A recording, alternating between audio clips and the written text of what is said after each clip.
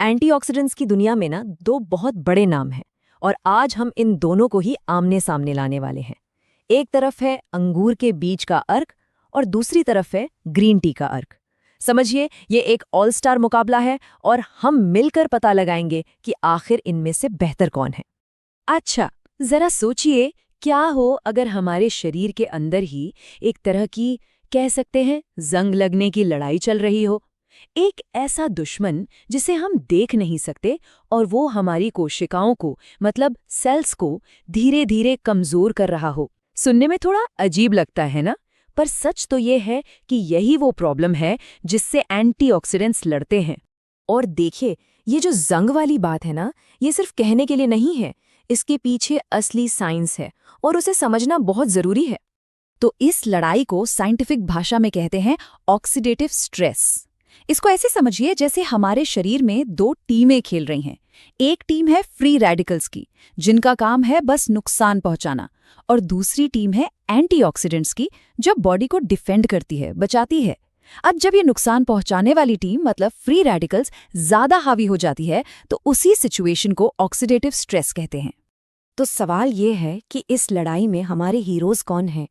चलिए आज हम पौधों से मिलने वाले ऐसे ही दो ऑल स्टार्स को जानते हैं जो सप्लीमेंट्स के दुनिया में आजकल खूब छाए हुए हैं। तो मैदान में हमारे दो खिलाड़ी उतर चुके हैं। पहला है अंगूर के बीज का अर्क, जिसे शॉर्ट में GSC भी कहते हैं। इसकी असली ताकत आती है प्रोएंथोसाइनिडिन्स या OPCs नाम के कंपाउंड से, और इसका मुकाबला कौन कर रहा है? ग्रीन टी का अर्क यानी GTE, जिसका मेन हथियार है कैटेकीन नाम का एक कंपाउंड, जिसे EGCG भी कहा जाता है।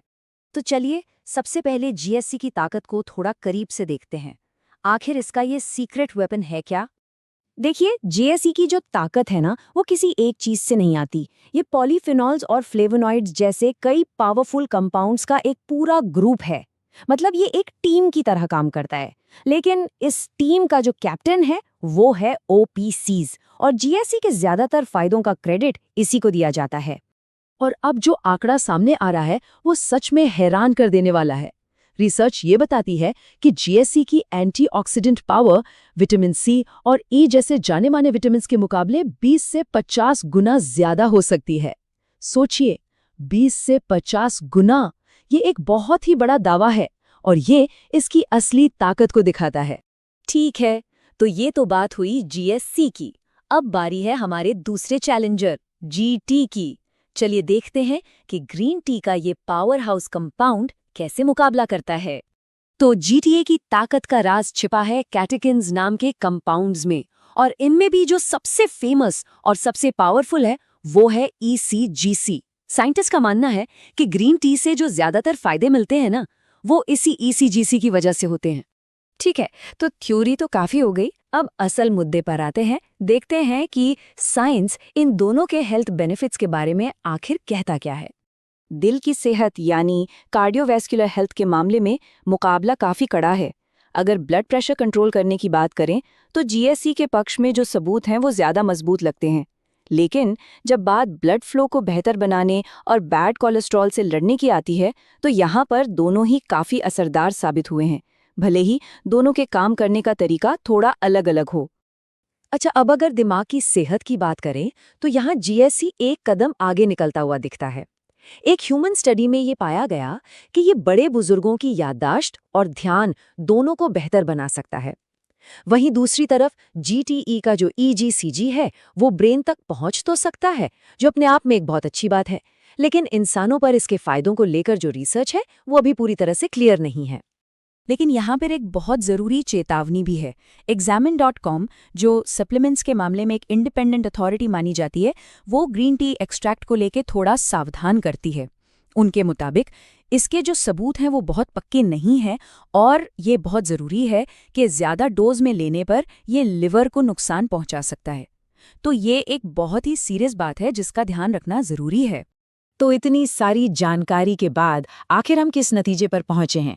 मतलब विनर कौन है? चलिए इसे समझते हैं। देखिए, कोई भी फैसला लेने से पहले सबसे ज़रूरी बात, हमेशा किसी हेल्थ केयर प्रोफेशनल से मतलब डॉक्टर से सलाह ज़रूर लें। ये याद रखना ज़रूरी है कि जीएसई ब्लड थिनर यानी खून पतला करने वाली दवाओं पर असर डाल सकता है। जीटी का ज़्यादा डोज, जैसा हमने देखा, लिवर के लिए खतरनाक हो सकता है। और हाँ, दोनों ही शरीर में आयरन के एब्जॉर्प्शन को कम कर सकते हैं। तो मतलब सेफ्टी हमेशा सबसे पहले आती है। तो आखिर में सवाल यही बचता है, क्या जीएससी और जीटीई जैसी चीजें वाकई में हेल्दी एजिंग की चाबी हैं? मतलब लंबी उम्र का कोई राज, या फिर ये बस हमारी अच्छी सेहत की एक बड़ी सी पहेली का एक छोटा सा टुकड़ा भर रहे हैं? एक ऐसी पहेली जहां सही खान-पान, एक्सरसाइज और एक अच्छी लाइफस्टाइल जैसे बड़े टुकड़े सबसे ज्यादा मायने रखते हैं। शायद असली जवाब इसी सोच में ही छिपा।